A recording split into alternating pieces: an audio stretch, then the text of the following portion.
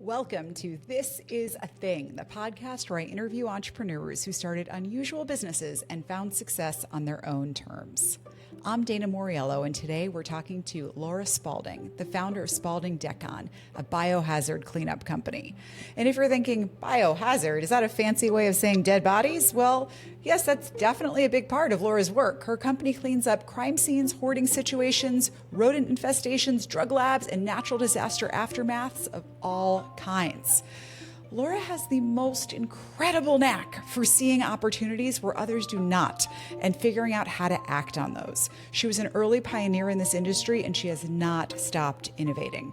She's also incredibly generous. I had the most amazing hour-long conversation with her, at the end of which I realized that I forgot to hit record. It was absolutely mortifying. But when I told Laura, she was incredibly understanding and graciously offered to re-record with me. So that's what you're going to be listening to today. And not only that, but Laura re-recorded while in the car, making time for me on the very day that she was signing the paperwork to sell her company. Stick around to the end of the interview and I'll share a few extra insights from that first conversation.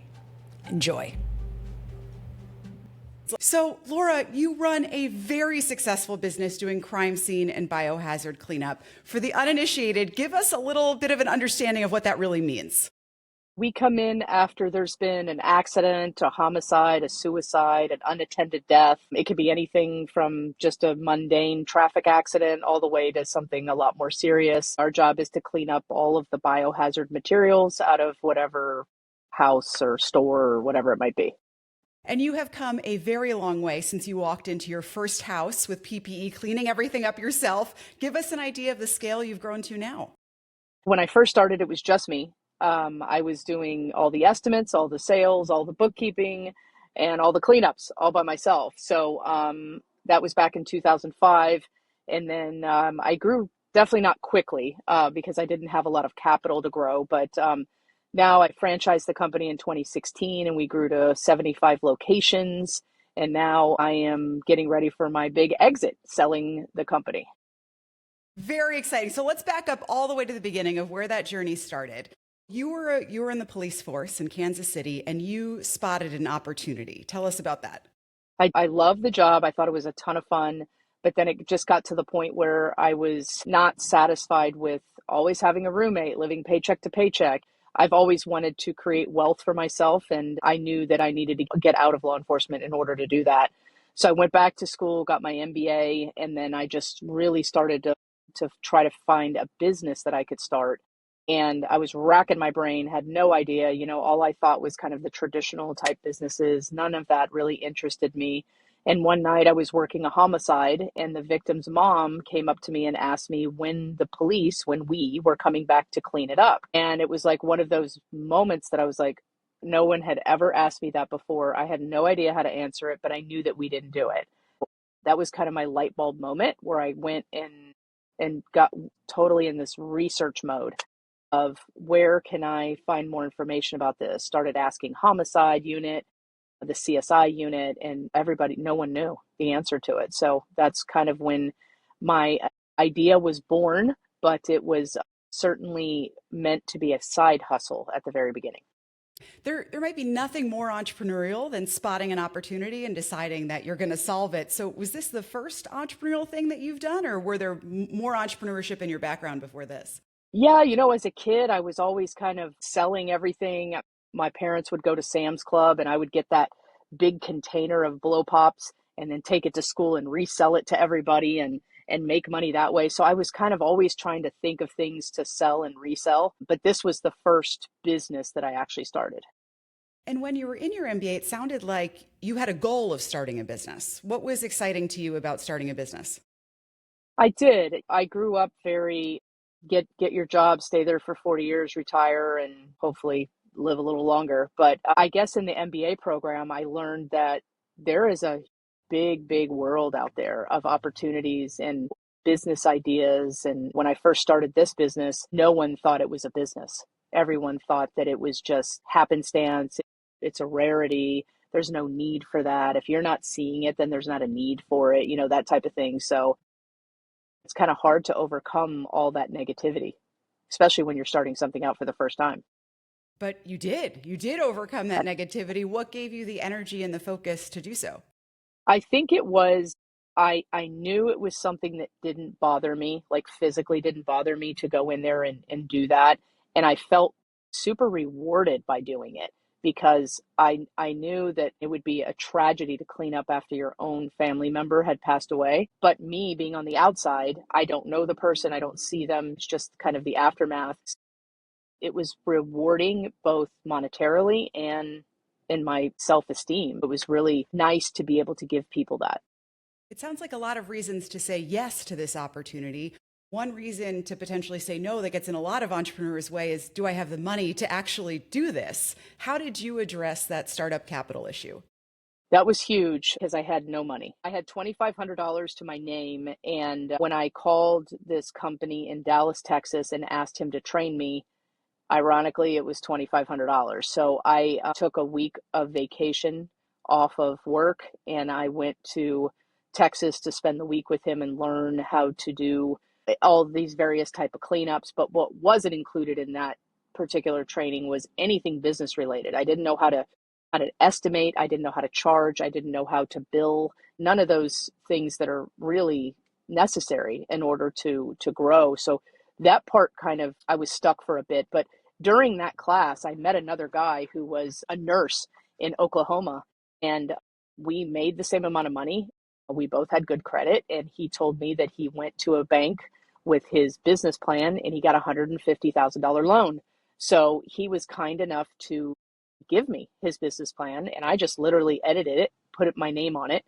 And I also went to the bank after I got home. And within 15 minutes, I was back in my car because they were like, that's not a business. We would never loan on that. So I'm like, wow, okay. So I thought, well, maybe it's just that bank. So I went to three more and got the same experience. And then I was just extremely defeated. I came home, I called my new friend, and I was like, I don't know what's going on. And he was just perplexed. Once again, that was a light bulb moment. He's a male and I'm a female. And that was the reason that, that I believe to this day that no one believed in me and didn't provide me with that capital. So I had to get creative. And after pouting for a day or so, I realized, you know what? I'm living in this house. I have a roommate. There is a bank loan on it, a mortgage. I can take a HELOC out. And I had read a ton of like real estate investment books and stuff. So I knew that I could take a HELOC. So I went to a different bank, the fifth bank, and asked them for a home equity loan for new windows. And they gave me 15 grand. Brilliant. So entrepreneurial. So you have the money in your hand, you have the training, you're ready to go. What do you do next? Do you quit the police department and just start doing this? No, I told them that I was starting this business. They said, as long as you don't do it in our city, there's no conflict of interest. So I was like, great, no problem. So I had not a lot of money for marketing because I used a lot of the money to buy a pull behind trailer and some basic equipment, PPE, respirators, that type of thing. So I made my own business cards, didn't even have a website. And I literally just went door to door on all my days off, get the word out there. And what was the point? Eventually, did you quit the police department while you're balancing these two things for a while? Well, no, it wasn't very long, as a matter of fact. So the police department kind of did a bait and switch on me. After about, I think it was probably 3 to 4 months, they called me in and they said, we changed our mind. We're not okay with this business. It was more of a control thing because I hadn't done any cleanups in their city. It was all about control. So they gave me an ultimatum. So I quit right then and there. Was that a difficult decision or was it easy for you to walk out the door? No, it was super easy, but it was kind of like I had only had two jobs under my belt at that point.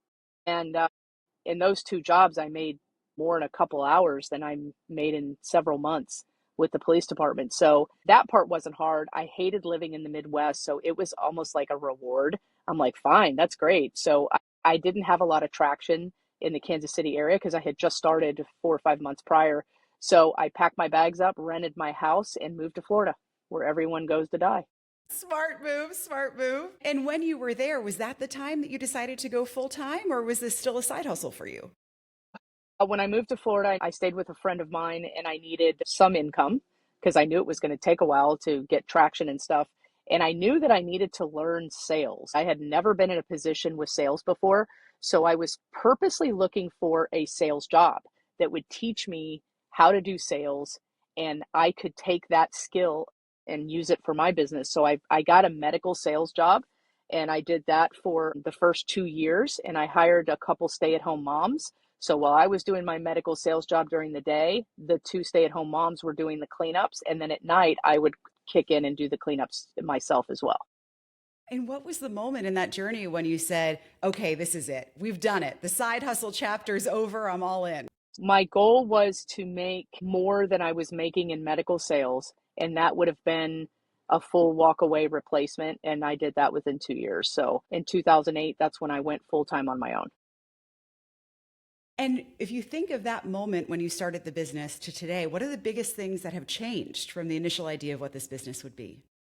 God, everything has changed, literally. From thinking I can do everything myself, I can, be all these different positions, which is really a fatal flaw of most entrepreneurs. I was able to grow and hire people that were much better at things than I am, everything from graphic designers to CPAs, lawyers, COOs, just all those different things. And what I found was as I grew, the less I did, the more I made. So it was actually very, very rewarding, but it's counterintuitive to what you would think in your head, because you think, oh, I'm going to go work, 12, 14-hour days and I'm going to make more money. Well, you actually make less, because there's people that are better than you at certain things that can do it better than you while you're doing nothing and just delegating. Well, I'm going to go out on a limb and say you weren't doing nothing. You were doing incredibly important strategic work. One of the things that I see from the outside that I admire about your business is the pivots that you've made. And particularly the pivot, or let's just call it an add-on iteration to get into the real estate side of the business. Tell us about that. So I've always been super interested in real estate. When I was just getting out of college, undergrad, I remember reading Rich Dad, Poor Dad. And that really, I don't know why it was, but it just connected in my head. But I always still had that block that you can't get into real estate investing unless you have a lot of capital. So that was always kind of my mental block there. And when I was doing this, I always wanted to merge the two business because my passion was always the real estate. And one day I was at a woman's house. Her mother had called, and she was a severe alcoholic and hoarder. And it was so bad that the HOA got involved and was going to kick her out of the condo because the bugs and the rodents and all that she was causing. So I went over there to take a look at it with the intent of helping her clean it up and get it out. And her mother just happens to mention, I need to get this cleaned up so I can get her out of here because they've got it in for her now. So I said, well, I would be interested in buying it. I don't know where that came from, but it just came out of my mouth. And I had no prior thought or intent going into it. And she said, oh my God, really? Like her eyes were just like super big. And she goes, well, how much would you pay for it? And I go, I have no idea, but I need to run some comps on it. So I went home and mashed some numbers and I came up with like $5,000. And I'm thinking, there is no way she's going to sell me this condo for $5,000. So I met with her the next day and I presented that offer of $5,000 and she's like, where do I sign? I'll take it. And I'm like, wow, that's amazing. I hired a contractor to come in and do a substantial amount of work. And that cost me about $18,500. I paid $5,000 for it, and I think I sold it for $65,000 or $70,000. Wow, that sounds like an incredible part of the business, incredibly profitable. Do you now do that often? How much of your business is that? Okay. I do it quite a bit. I taught many franchisees how to do it as well, and some do. Some are just terrified of their own shadow, so they don't do it. But they're missing out on a huge opportunity. My first year, we had a net income of $275,000 just in the real estate side. And that was only with 6 properties. So I'm like, I'm on to something here. So now that I have a big exit coming, selling this company, I'm going to go into the real estate investment full time. No, I've heard you in the course of your story mention franchising a few times, which I'm going to venture to say is with mixed emotion as I hear you talk about it. Why did you get into the area of franchising? How do you feel about it now? I got into it because I felt like it was a way to grow with other people's money, as opposed to opening corporate stores in various states. That would have been extremely expensive, labor intensive as well. So I thought teaching people how to do this and allowing them to grow their own empire would be very beneficial. But I was very naive because I thought it was, franchising would be a very symbiotic relationship. And it wasn't. It was more adversarial. They looked at me like Big Brother, the IRS. Why do we have to pay you? At the beginning, they're your best friend. They're like a child. They're sucking up everything. They want to learn everything. But then they get to be a teenager, and of course, they know it all. They know everything. We don't want to pay it anymore. I saw a lot of stealing, cheating, that type of thing. So that type of business was not for me. I'm out of police work. I'm not going to chase people stealing anymore from corporate, and it steals the resources from other franchisees who are honest. So, that was one of the big catalysts of why I'm selling the company. So tell us more about the sale. Tell us about your desire to even do it and what you hope is on the other side. I've kind of lost that loving feeling, so to speak, with the business because of my experience with franchises. So I knew it was time to go when I no longer kind of felt that passion for it. And I was approached by a great couple out of the West Coast, and they're relocating here, buying the entire franchise system plus my Tampa corporate location. So we're actually supposed to be signing today for that. So it's super exciting, and I'm ready to go on to my next chapter and just focus solely on real estate investing. Goodness, congratulations. I didn't realize that today is the big day. That's huge. Yeah. You said they approached you. Were you proactively looking for acquirers and thinking this was the path for you, or is it a bit of a surprise? I was. At this point, I was kind of looking for it. Over the years, though, I've been approached so many times, by venture capital, PE firms, and stuff like that. And it just, that wasn't a good fit. I'm really glad to have owner operators that I'll be working with here to help them grow. And they want to reinvigorate the franchise system, which is fantastic because then they'll grow it, and they have a much better disposition than I do, and they can probably tolerate franchisees a lot better than I could. So what are you going on to do after? I hope you take a little bit of a break, but then what's next for you? Originally, I thought I was going to take a break, and I don't think it's in me. So I'm already starting my real estate investment company at a large scale. I was kind of just doing it on the side with the crime scene cleaning, buying those particular type of houses. But now I'm going to do it on a much larger scale in a couple of markets. So I'll do some virtual buying and here in the Florida area as well. And throughout this journey, you've just achieved so much success, but I know success is different when it's looked at externally versus internally. So what does success mean to you? For me, it's always been freedom to do what I want, when I want, and how I want. That has been my sole goal from the very beginning. I never agree with trading time for money. And that's essentially what I was doing in law enforcement. Every day you're going to a shift when somebody tells you what to do, when to be there, and how to work. So my whole goal was always to work on my own terms whenever I want, how I want. And I have little kids, so I'm looking forward to spending more time with my family. Good for you. I could not be more excited for you on this journey, and especially signing today. Last question. The whole purpose of this podcast is to talk to people who've started unusual businesses. So I'm curious to flip that question to you. In your eyes, what is a business that you see that you say, wow, that is really unique? I did not realize that could be a business. I think it would be mortuary transport, which ironically I just purchased back in May of this year of 2025. And what it is, and probably most people have no idea, kind of like crime scene cleanup, but most people think when someone passes away that the funeral home will come and pick up the deceased and take them to their prep room or whatever. But actually what it is, it's a third party company like mine that is contracted by the funeral homes. That's all we do is essentially we're Uber for the dead. So I bet most people don't know that. I certainly did not know that. I also take away from that story, Laura, that you vastly undersell how much you're doing. You just threw in there at the last minute, oh, and this other company that I purchased. Yes, I just purchased it in May, and it was a guy that I marketed to many, many years, and he's been running this company for over 35 years, and he was ready to retire. So I got a great deal on it, and I came in here, and I'm really trying to, let's say, systematize it because it's kind of an archaic type industry that has no software or anything. So I'm creating some software. I don't work a lot in it. I have a great operations manager. I spend maybe 1 to 2 hours a week in it. So it's really not very labor intensive for me. Well, Laura, good luck. I hope the signing goes incredibly well today and you celebrate that. And I'm really grateful for the conversation. Thanks for having me, Dana. I appreciate it. That was Laura Spaulding, founder of the biohazard cleanup company, Spaulding Decon.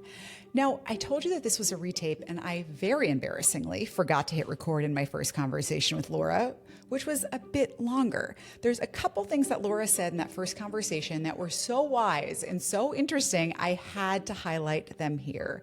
Here's 3. First, Laura is a master at building partnerships. At one point, she partnered with Home Depot to handle cleanup when people got hurt on a job site or in the store. She also forged an unusual partnership with banks during the 2008 financial crisis, when there were a lot of homes being foreclosed. It turns out that some of those homeowners would get very mad at the bank and pour cement down the drains, wreck the halls, trash the house, and leave it in poor condition. The banks would hire Laura and her company to do the cleanup job and get the house ready. That partnership really catapulted their business growth. Second, I asked Laura what was a moment when she really felt like, oh my gosh, this is working. I am a success. And I loved her answer. She told me, and I'm paraphrasing here, about a time when she looked at her bank account before she went to bed and there was one number in it. She went to sleep, she woke up in the morning, and there was a new number in her bank account that was higher. And that idea of knowing that she had made the machine run, she had made the operations of this business run so well that she was earning business in her sleep, that to her was success. Now, last story is that when I heard Laura talking, she didn't use the word passion in a way that I hear many other entrepreneurs do. And I was really curious how she felt about passion and her work. She talked about purpose much more than passion and said that sometimes passion is best left for a hobby, and that's okay too. You don't need to find it all in one single opportunity. For example, she loves to work out, and people would ask her why she doesn't own a gym. And she told them, I think owning a gym is just a bad business. I'll just stick to working out there. She looks for opportunities where there's places that are underserved, have a big moat, and that are recession-proof. And that's what she found with biohazard cleanup. That's what she's finding with her real estate business and with mortuary transport. In short, Laura is an entrepreneur who I truly admire. And I hope that you got some inspiration from this conversation as well. I can't wait to see you next week on This Is a Thing.